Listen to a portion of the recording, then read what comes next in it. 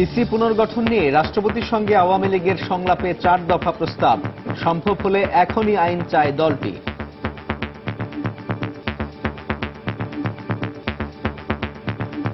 প্রধান নির্বাচন কমিশনার ও অন্যান্য নির্বাচন কমিশনার নিয়োগের ক্ষেত্রে মহামান্য রাষ্ট্রপতি একটি সার্চ কমিটি গঠন করতে পারে। গণতন্ত্র ও দেশ রক্ষায় সব দলের অংশগ্রহণে অবাধ সুষ্ঠু নির্বাচনের কোনো বিকল্প নেই, মন্তব্য বিএনপির। বাংলাদেশের ভবিষ্যৎ নির্ভর করছে সত্যিকার অর্থে একটি গণতান্ত্রিক সরকার নির্বাচিত করা এবং গণতান্ত্রিক পদ্ধতিতে নির্বাচন করা, সকল দলের অংশগ্রহণের মধ্যে নির্বাচিত করা।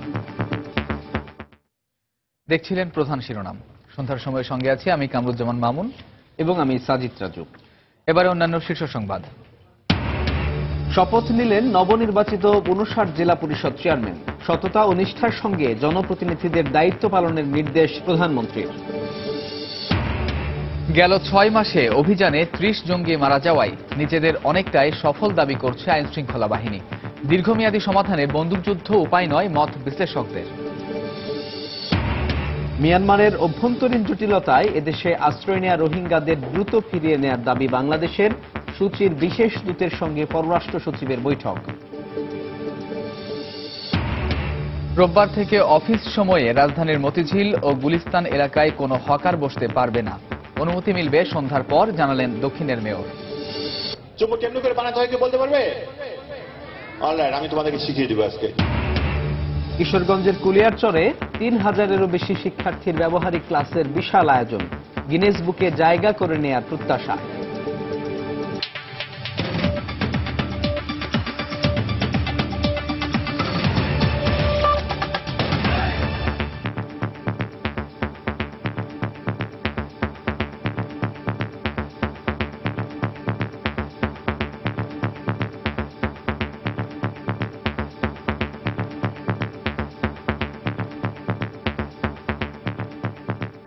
নির্বাচন কমিশন পুনর্গঠনে সম্ভব হলে এখনই আইন প্রণয়নের দাবি আওয়ামী লীগের। বিকেলে রাষ্ট্রপতির সাথে সংলাপে দাবি তুলে ধরে দলটি। সংবিধানের ১১৮ অনুচ্ছেদ অনুসারে আইন প্রণয়ন সহ মোট 4 দফা প্রস্তাব দিয়েছে ক্ষমতাসীন দল আওয়ামী লীগ।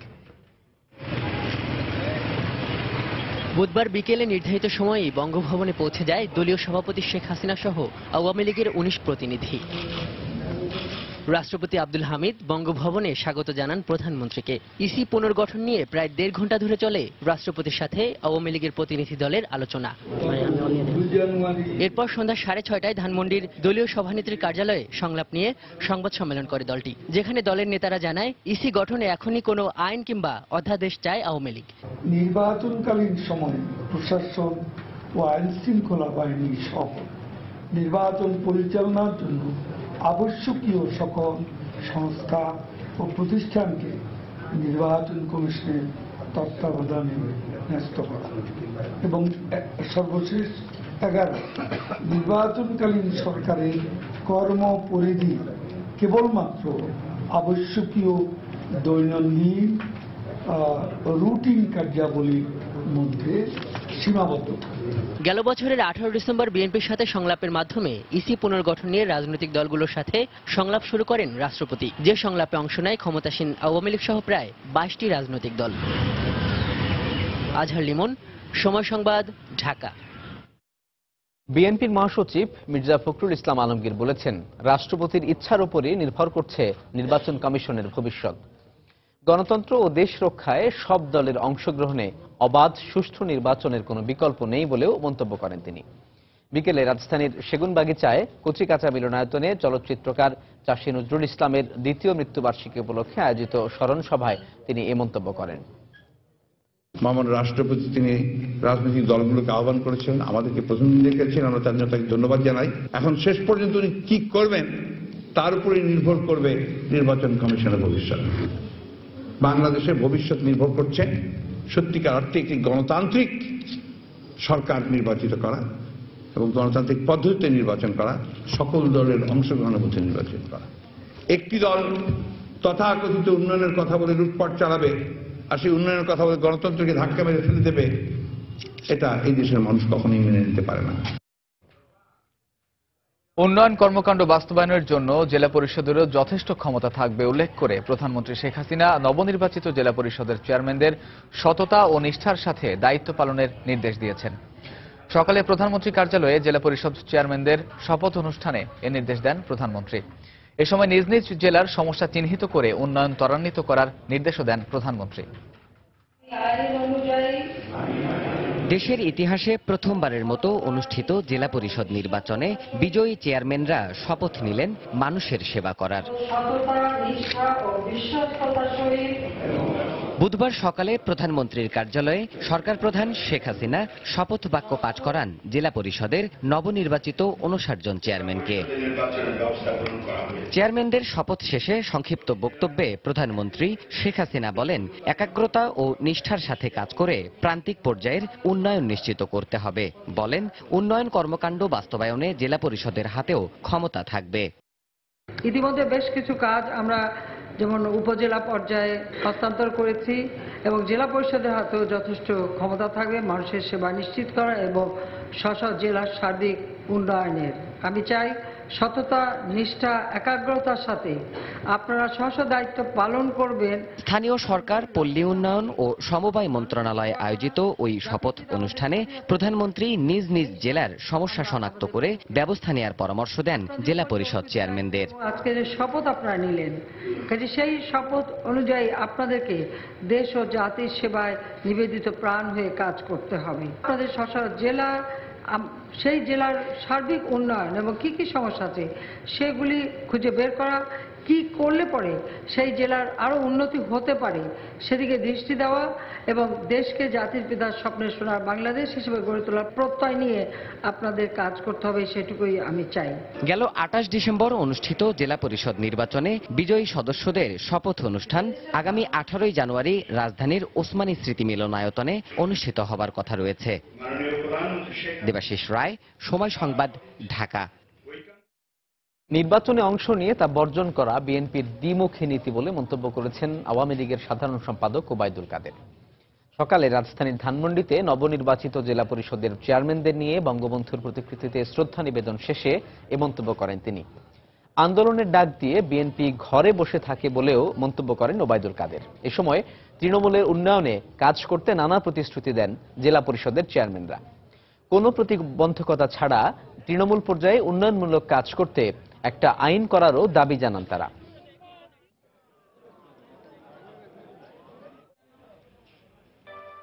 মিয়ানমারের আভ্যন্তরীণ জটিলতায় বাংলাদেশে আশ্রয় নেয়া রোহিঙ্গাদের দ্রুত দেশটিতে ফিরিয়ে নেয়ার দাবি জানিয়েছে বাংলাদেশ। ঢাকায় সফররত মিয়ানমারের পররাষ্ট্রমন্ত্রীর বিশেষ দূত Q3 এর সঙ্গে বৈঠকে এ দাবি জানিয়েছে পররাষ্ট্র মন্ত্রণালয়। দুপুরে রাষ্ট্রীয় অতিথি ভবন পদ্মায় এই বৈঠক অনুষ্ঠিত হয়। গত 3 দশক ধরেই মিয়ানমারের সাথে রোহিঙ্গা ইস্যু নিয়ে বাংলাদেশ নানা উদ্বেগ জানিয়ে আসছিল। গত বছরের অক্টোবরে দেশটির রাখাইন রাজ্যে সেনাবাহিনী হামলা শুরু করার পর এ পর্যন্ত প্রায় 65,000 রোহিঙ্গা বাংলাদেশে অনুপ্রবেশ করেছে। বিষয়টি নিয়ে এর আগে দেশটির রাষ্ট্রদূতকে তলব করে রোহিঙ্গাদের ফিরিয়ে নেয়ার দাবি জানিয়েছিল বাংলাদেশের পররাষ্ট্র মন্ত্রণালয়। তারই অংশ হিসেবে মঙ্গলবার 3 দিনের সফরে মিয়ানমারের পররাষ্ট্রমন্ত্রীর বিশেষ দূত বাংলাদেশে আসেন। পররাষ্ট্র সচিবের সাথে বৈঠকের পর তিনি পররাষ্ট্রমন্ত্রীর সঙ্গেও সৌজন্য সাক্ষাৎ করেন।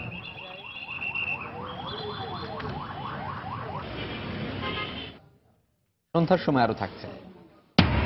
মিরপুর দারুস সালাম এলাকায় বাসা থেকে উদ্ধার মা ও 2 সন্তানের লাশের ময়নাতদন্ত সম্পন্ন। শিশু দুটিকে হত্যা করা হয়েছে নিশ্চিত করলেও মায়ের বিষয়টি জানায়নি চিকিৎসক।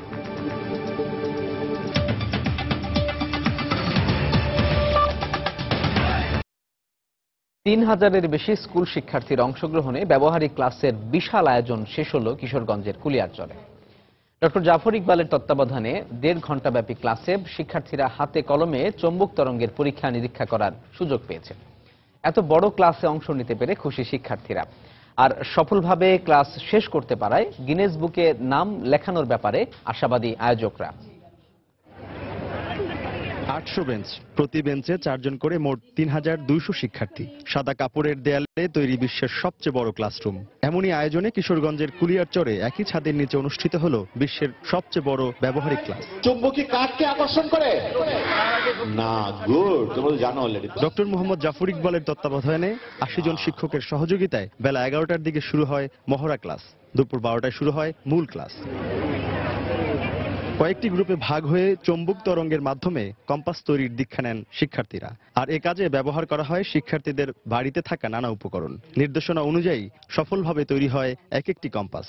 এমন আয়োজনে অংশ নিতে পেরে উচ্ছ্বসিত শিক্ষার্থীরা। আমি এখানে সবার সাথে অংশগ্রহণ করছি, তাই আমার অনেক ভালো লাগছে। এই ক্লাসটা আমরা অনেক কিছু শিক্ষণীয় আছে, তা এতে আমরা অনেক আনন্দিত মনে করছি। ভালো লাগছে যে এত বড় অনুষ্ঠান হচ্ছে আমাদের স্কুলের মাঠে, আবার আমরা এই অনুষ্ঠানে পার্টিসিপেট করতে পারছি। প্রচলিত ক্লাসরুমের গণ্ডি ভেঙে বড় পরিসরে ক্লাস নিয়ে গর্বিত শিক্ষকরাও। প্রত্যাশা এমন আয়োজন চলুক পুরো দেশ জুড়েই।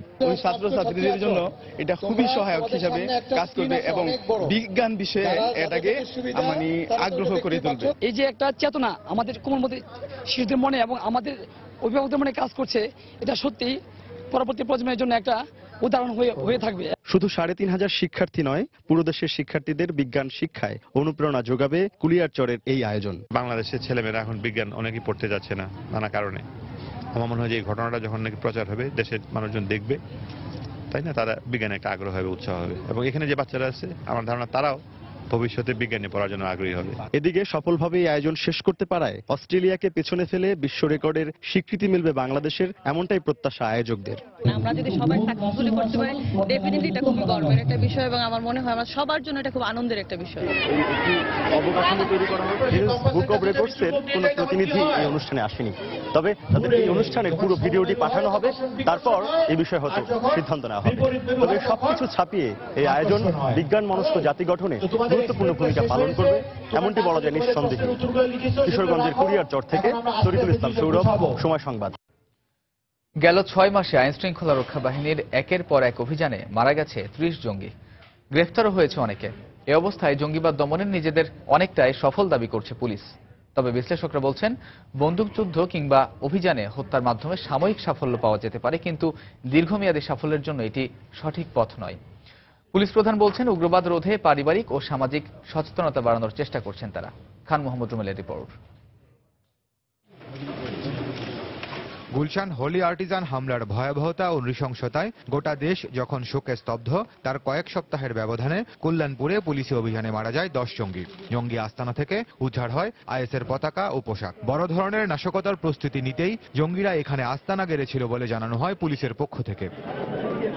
নারায়ণগঞ্জে আরেকটি অভিযানে 90 জেএমবির সামরিক শাখা প্রধান তামিম চৌধুরী সহ ৩ জন মারা যায় ২৭ আগস্ট। এরপর একে একে রাজধানীর রূপনগর, আজিমপুর, গাজীপুরের পাতারটেক, টাঙ্গাইল, আশুলিয়া ও আশকোনায় আলাদা আলাদা অভিযানে নিহত হয় ২৮ জঙ্গি। সবশেষ মোহাম্মদপুরে পুলিশের সঙ্গে বন্দুকযুদ্ধে মারা যায় গুলশান হামলার অন্যতম 2 পরিকল্পনাকারী মারজান ও সাদ্দাম।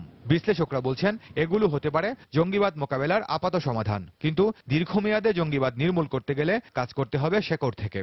কখনো কখনো সেটা প্রয়োজন হতে পারে, যেটা হোলি আর্টিজানে হয়েছিল। শেষ পর্যন্ত মিলিটারি সলিউশন, সামাজিকীকরণের ভিতরে, আপনার রাজনীতির ভিতরে জঙ্গি তৈরি করার উপাদান রেখে দিয়ে আপনি মিলিটারি সলিউশন দিয়ে তো এই বিষয়টার সমাধান করতে পারবেন না। পুলিশের সবচাইতে জঙ্গি দমনের যে কার্যক্রমটি, যে সার্ভাইলেন্স ক্যাপাবিলিটি, অর্থাৎ গোয়েন্দা নেটওয়ার্কিং জনগণের ভিতরে, এটি সুপ্রতিষ্ঠিত করতে হবে। তাহলে কিন্তু এই জঙ্গিদের যেই প্রস্তুতিমূলক বা এই যে নতুন রিক্রুটমেন্ট, নতুন লোককে দলে ভিড়ানো, এই সমস্ত খবর পুলিশ পাবে। পুলিশ মহাপরিদর্শক বলছেন, জঙ্গিদের জীবিত ধরতে সর্বোচ্চ চেষ্টা করেন তারা, কিন্তু জঙ্গিরা পুলিশকে লক্ষ্য করে আক্রমণ করলে, আত্মঘাতী হওয়ার চেষ্টা করলে ঘটে হতাহতের ঘটনা। এ অবস্থা মোকাবিলায় তরুণরা যাতে উগ্রবাদে উদ্বুদ্ধ না হয়, সে লক্ষ্যে পারিবারিক ও সামাজিক সচেতনতা বাড়ানোর উপর জোর দিচ্ছেন তারা। পুলিশ কিন্তু অত্যন্ত দক্ষতার সাথে অপারেশন সাকসেসফুল করতে পেরেছে। ফ্যামিলি থেকে যদি এই প্রতিরোধটা আসে, এই সচেতনতা যদি আসে, কেউ এই পথে যাচ্ছে কিনা, মানুষকে সচেতন করতে পারলেই আমরা এই রেডিকালাইজেশন যেটা হচ্ছে, এটা আমরা হয়তো বন্ধ করতে পারবো বা কমাতে পারবো। পুলিশ প্রধান আরো বলেন, বর্তমান বিশ্বে অবাধ তথ্য প্রবাহের ফলে সাম্প্রতিক বৈশ্বিক প্রেক্ষাপটের কারণেও দেশি জঙ্গিরা উদ্বুদ্ধ হচ্ছে। খান মোহাম্মদ রুমেল, সময় সংবাদ, ঢাকা। সন্ধ্যার সময় আরো থাকছে। কাল ওয়েলিংটনে প্রথম টেস্টে নিউজিল্যান্ডের মুখোমুখি হবে বাংলাদেশ। ব্যাটসম্যানদের দায়িত্ব নেয়ার তাগিদ অধিনায়ক মুশফিকের। টাইগারদের খাটো করে দেখছে না কিউইরা।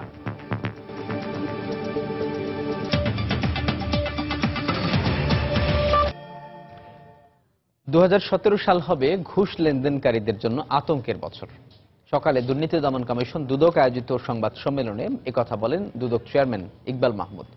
তিনি বলেন, এরই মধ্যে অনেকে ধরা পড়েছেন, তাই সরকারি কর্মকর্তাদের ঘুষ লেনদেন ও অনৈতিক কাজে জড়িত না হওয়ার হুঁশিয়ারি দেন তিনি। এছাড়া বেসিক ব্যাংকের মামলার তদন্ত শুরু হওয়ার পর উল্লেখযোগ্য হারে ব্যাংকের লেনদেন ও লোন রিইস্যুতে উন্নতি হয়েছে বলেও জানান তিনি। যারা ঘুষ নেন এবং ঘুষ দেন তাদেরকে স্পষ্ট ভাষা আমি বলতে চাই যে এই ফাঁদ মামলা এই বছর কিন্তু এটি আরো অনেক বেশি হবে। যারা সরকারি কাজ করেন তারা নিয়ম নীতি মেনে কাজ করবেন এবং দুর্নীতির বেড়াজালে আবদ্ধ হবেন না। আপনারা ঘুষ গ্রহণ করবেন না এবং যারা ঘুষ দিবেন, ঘুষ দাতা এবং ঘুষ গ্রহণকারী উভয় কিন্তু একই অপরাধ।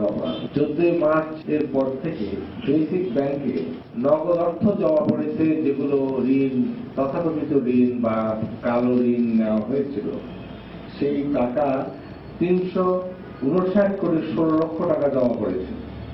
রিশিডিউল করা হয়েছে 3042 কোটি টাকা। রোববার থেকে অফিস সময়ে রাজধানীর মতিঝিল ও গুলিস্তানে হকার বসতে দেওয়া হবে না বলে জানিয়েছেন ঢাকা দক্ষিণ সিটি কর্পোরেশনের মেয়র সাইদ খোকন। সকালে ঢাকা দক্ষিণ সিটি কর্পোরেশন নগর ভবনে হকার ফেডারেশন ও আইন শৃঙ্খলা বাহিনীর সাথে আলোচনা সভায় এই কথা বলেন তিনি। তবে সরকারি ছুটির দিনগুলোর পাশাপাশি কর্মদিবসগুলোতে অফিস ছুটির 1.5 ঘন্টা পর থেকে নির্দিষ্ট স্থানে পণ্য নিয়ে বসতে পারবেন ফুটপাতের ব্যবসায়ীরা। তাদের কাছ থেকে চাঁদা আদায়কারীদের বিরুদ্ধে কঠোর ব্যবস্থা নেওয়ার হুঁশিয়ারি দিয়েছেন মেয়র সাইদ খোকন। এর আগে হকারদের বিভিন্ন সংগঠনের নেতারা তাদের পক্ষে বেশ কিছু দাবি তুলে ধরেন।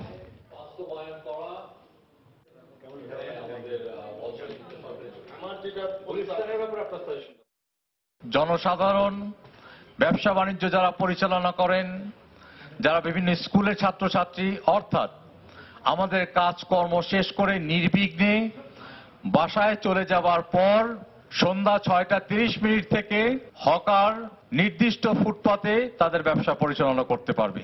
যে সমস্ত হকার ভাইরা তাদের ব্যবসা পরিবর্তন করে চাকুরি করতে আগ্রহী, তারা ঢাকা দক্ষিণ সিটি কর্পোরেশন বরাবর আবেদন করবেন। 2018 সালের জুনের মধ্যে সারা দেশে টেলিটকের 2G এবং 3G নেটওয়ার্ক সম্প্রসারণ করা হবে বলে জানিয়েছেন ডাক ও টেলিযোগাযোগ প্রতিমন্ত্রী অ্যাডভোকেট তারানা হালিম। এদিকে টেলিটক সহ যে কোনো অপারেটর থেকে আসা অবৈধ ফোনের ক্ষেত্রে অভিযান চালিয়ে সিম জব্দ করার পাশাপাশি দায়ীদের বিরুদ্ধে ব্যবস্থা নেওয়ার জন্য বিটিআরসিকে নির্দেশ দেন তিনি।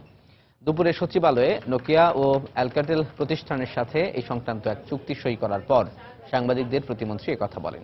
চুক্তি অনুসারে টেলিটকের 1957টি সাইটে 2G এবং 3G নেটওয়ার্ক সম্প্রসারণ এবং 305টি পুরনো 2G সাইটে আপডেট ভার্সন সংযুক্ত হবে। চুক্তি বাস্তবায়ন হলে আগামী 1.5 বছরের মধ্যে গ্রাম পর্যায় পর্যন্ত টেলিটকের নেটওয়ার্ক বিস্তৃত হবে বলেও জানান প্রতিমন্ত্রী।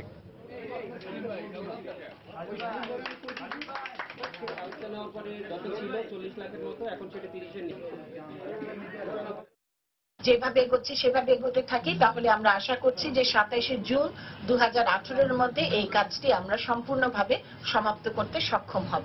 আমার সুস্পষ্ট নির্দেশনা লিখিত আছে, তখন যেখানে ইল্লিগাল কল জেনারেট হবে সেটা বিভিন্ন পদ্ধতিতে প্রক্রিয়ায় তারা কলটি না কেটে কোথা থেকে জেনারেট হচ্ছে সেটি দেখে অভিযান চালিয়ে জব্দ করুক। এটি যে বিটিআরসিকে বাস্তবায়ন করতে বলা হয়েছে, এখনো তারা কিন্তু ওই কয়েক ঘন্টা পর রাজধানীর মিরপুর দারুস-সালাম এলাকায় একটি বাসা থেকে উদ্ধার হওয়া মা ও 2 সন্তানের লাশের ময়নাতদন্ত সম্পন্ন হয়েছে। ময়নাতদন্তকারী চিকিৎসক জানিয়েছেন, প্রাথমিক পর্যায়ে ধারণা করা হচ্ছে শিশু দুটিকে হত্যা করা হয়েছে। তবে মায়ের গলায় আঘাতের চিহ্ন থাকার কথা বললেও এটি হত্যা না আত্মহত্যা তা স্পষ্ট করেননি চিকিৎসক। এদিকে পারিবারিক কলহের জের ধরে ঘটনা ঘটতে পারে বলে ধারণা করছে পুলিশ। আর্থিক অভাব অনটনের সংসারে ছোটখাটো বিষয় নিয়ে মাঝে মধ্যেই কথা কাটাকাটি হতো আনিকা শামীম দম্পতির। মঙ্গলবার সকালেও ঘটে একই ঘটনা। বাসার দারোয়ান জানায়, রাগ করে স্বামী শামীম বাসা থেকে বের হয়ে যান। দুপুরে পাওয়া যায় 2 সন্তান সহ আনিকার লাশ। ফুলাফানের খরচ, নিজের খরচ, ধরেন বউ বেটির খরচ, ওই একটু ঠুলামুলি হইতো, খালি ঝগড়া খাইছে এই তো। পুলিশ বলছে পারিবারিক কলহের জের ধরে এ ঘটনা ঘটতে পারে। সবকিছু মাথায় রেখেই তদন্ত করছেন তারা। তাদের মধ্যে এই আর্থিক যে অনটন, পারিবারিক অনটন অথবা দাম্পত্য কলহ, পারিবারিক যে কলহ, সেই কারণের জন্য এই ঘটনাটি সংঘটিত হয়েছে কিনা সেই সম্পর্কে আমরা তদন্ত করছি। আমরা প্রাথমিকভাবে অবহিত হয়েছে সেটা হলো গিয়ে যে মা হয়তো ওই তার যে সন্তান আছে তাদের দুজনকে জবাই করেছে এবং পরবর্তীতে নিজেও আত্মহত্যা করেছে। এদিকে ময়নাতদন্তকারী চিকিৎসক জানান, প্রাথমিকভাবে ধারণা করা হচ্ছে বাচ্চা দুটিকে হত্যা করা হয়েছে। তাদের গলায় ছুরিকাঘাতের চিহ্ন রয়েছে। তবে মা আনিকার গলায় আঘাতের চিহ্ন থাকার কথা বললেও বিষয়টি হত্যা না আত্মহত্যা এ বিষয়ে কিছু জানাতে চাননি চিকিৎসক। আব্দুল্লাহ আর হলো তার বোন মরিয়ম, তাদের গলায় আমরা দুইটাই আমরা ডাক্তারি ভাষায় কাট থ্রোট উন্ড বলি, কাট থ্রোট উন্ড পেয়েছি এবং এটা এই দুইটা হত্যাকাণ্ড এবং আর মায়ের গলায় আমরা দাগ পেয়েছি। আমরা কি বলতে পারি যে দুটি হত্যাকাণ্ড একটি আত্মহত্যা? আমি মানে আমাদের নিষেধ করা আছে। এ ঘটনায় নিহত আনিকার মা বাদী হয়ে দারুস সালাম থানায় মেয়ের জামাই শামীমের বিরুদ্ধে আত্মহত্যার প্ররোচনার মামলা দায়ের করেন। জুনায়েদ আল হাবিব, সময় সংবাদ, ঢাকা। রোগী ভাগিয়ে নেয়া ও রোগীদের বিভিন্ন হয়রানির অভিযোগে রাজধানীর শেরেবাংলা নগরে পঙ্গু হাসপাতালের 2 কর্মচারী সহ 24 দালালকে বিভিন্ন মেয়াদে কারাদণ্ড দিয়েছে র‍্যাব 2 এর ভ্রাম্যমাণ আদালত। বেশ কিছু অভিযোগের প্রেক্ষিতে দুপুরে ওই হাসপাতালটিতে অভিযান চালায় র‍্যাব। এ সময় জোর করে রোগী ভাগিয়ে নিয়ে অন্য হাসপাতালে ভর্তি সহ বিভিন্ন রোগের পরীক্ষা নিরীক্ষা করার সময় হাতে নাতে আটক করা হয় 6 মহিলা দালাল সহ 24 জনকে। পরে তাদেরকে 15 দিন থেকে শুরু করে 4 মাস পর্যন্ত বিভিন্ন মেয়াদে বিনাশ্রম কারাদণ্ডাদেশ দেন র‍্যাবের নির্বাহী ম্যাজিস্ট্রেট সারোয়ার আলম। এই ধরনের অভিযান আগামীতেও অব্যাহত থাকবে বলেও জানান তিনি। দেখছেন সন্ধ্যার সময়। দেশের বাইরের খবর। নিজের শাসনামলে বহু আন্তর্জাতিক সন্ত্রাসী হামলা থেকে যুক্তরাষ্ট্রকে রক্ষা করার দাবি করেছেন মার্কিন প্রেসিডেন্ট বারাক ওবামা। তিনি বলেছেন, তার গোয়েন্দাদের কঠোর নজরদারির কারণে আন্তর্জাতিক কোনো সন্ত্রাসী গোষ্ঠী হামলা পরিকল্পনায় সফল হয়নি। ইলিনয় অঙ্গরাজ্যের শিকাগোতে বাংলাদেশ সময় সকাল 8টায় বিদায়ী ভাষণে ওবামা একথা বলেন। বিশ্বে যুক্তরাষ্ট্রের অবস্থান আগের চেয়ে আরও শক্তিশালী হয়েছে বলেও মন্তব্য করেন ওবামা। এ সময় সবার প্রতি গণতন্ত্র রক্ষার আহ্বানও জানান তিনি। শিকাগোর ম্যাককর্মিক প্লেস কনভেনশন সেন্টার কানায় কানায় পরিপূর্ণ। ধীর পায়ে মঞ্চে এলেন মার্কিন ইতিহাসের প্রথম কৃষ্ণাঙ্গ প্রেসিডেন্ট 55 বছর বয়সী বারাক ওবামা। গত 8 বছরে অনেকবারই বক্তব্য দিয়েছেন তিনি, তবে এবারের ভাষণ একেবারেই ভিন্ন। কেননা প্রেসিডেন্ট হিসেবে শেষবারের মতো নিজের বক্তব্য তুলে ধরেন তিনি। বিদায়ী ভাষণে যুক্তরাষ্ট্রকে আগের চেয়ে ভালো ও শক্তিশালী অবস্থানে তিনি নিয়ে আসতে পেরেছেন বলে মন্তব্য করেন। তবে যুক্তরাষ্ট্রের গণতন্ত্র হুমকির মুখে আছে উল্লেখ করে মার্কিনদের গণতন্ত্র রক্ষায় কাজ করার আহ্বান জানান। এছাড়া অর্থনৈতিক বৈষম্য এবং সমাজের বিভিন্ন স্তরের বিভক্তিকেও মার্কিন গণতন্ত্রের জন্য হুমকি বলে উল্লেখ করেন। You answered people's hopes, and because of you, by almost every measure, America is a better, stronger place than it was when we started. In 10 days, the world will witness a hallmark of our democracy. No. The peaceful transfer of power from one freely elected president to the next. Obama তার বক্তব্যে বলেন, বর্ণবৈষম্য এখনো দূর হয়নি। এই বৈষম্য দূর করতে এগিয়ে আসতে হবে সবাইকে। একই সঙ্গে তিনি তার নির্বাচনী প্রতিশ্রুতিগুলোর কথা মনে করিয়ে দিয়ে বলেন, বেকারত্বের হার কমিয়ে আনা, কিউবানদের সঙ্গে সম্পর্ক স্থাপন, ইরানের পারমাণবিক কার্যক্রম বন্ধ করা, 9/11-এর হামলার পরিকল্পনাকারীদের ধরা কিংবা স্বাস্থ্য খাতে পরিবর্তনের অঙ্গীকার করেছিলেন তিনি, যা বাস্তবে করে দেখিয়েছেন। Because of the extraordinary courage of our men and women in uniform, because of our intelligence officers and law enforcement and diplomats who support our troops. No foreign terrorist organization has successfully planned and executed an attack on our homeland these past 8 years. Our law enforcement agencies are more effective and vigilant than ever. We have taken out tens of thousands of terrorists, including bin Laden. সবশেষে তিনি vice president Joe Biden ও প্রশাসনের কর্মকর্তাদের ধন্যবাদ জানান। একই সঙ্গে স্ত্রী Michelle Obama এবং সন্তানদের ধন্যবাদ জানান তার কঠিন সময়ে পাশে থাকার জন্য। Yes, we can. Yes, we did. Hafsatunnesa, সময় সংবাদ।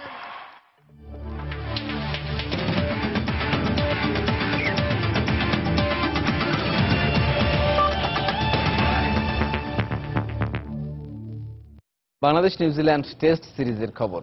ওয়েলিংটনে 2 ম্যাচ সিরিজের প্রথম টেস্টে কাল মুখোমুখি হবে বাংলাদেশ ও নিউজিল্যান্ড। সীমিত ওভারের সিরিজে পুরোপুরি ব্যর্থ হওয়া বাংলাদেশ টেস্ট সিরিজে ভালো কিছু করতে মুখে আছে। তবে তার জন্য ব্যাটসম্যানদের দায়িত্ব নিতে হবে বলে মনে করেন অধিনায়ক মুশফিকুর রহিম। অন্যদিকে আগের 2 সিরিজে হোয়াইট ওয়াশ করলেও টাইগারদের খাটো করে দেখছেন না স্বাগতিক অধিনায়ক। বেসিন রিজার্ভে ম্যাচটি শুরু হবে ভোর 4টায়। নিউজিল্যান্ড থেকে মুস্তাফিজুল হক আকাশের তোলা ছবিতে সহকর্মী হুমায়ুন কবির রোজের রিপোর্ট।